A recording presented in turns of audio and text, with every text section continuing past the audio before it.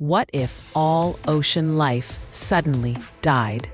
No fish, no whales, no plankton, no coral reefs. The water turns empty, black, and dead. Billions of bodies sink to the bottom. The stench rises. Oxygen production crashes because phytoplankton made half our air. The oceans can't breathe, so we can't either. Dead zones spread. Coastlines rot. Fishing industries collapse. Millions lose jobs. Food chains snap. Famine grows. Storms get worse. Ice melts faster.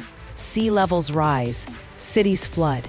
Chaos follows. Before we understand what's happening, we realize the ocean didn't just die. It took us with it.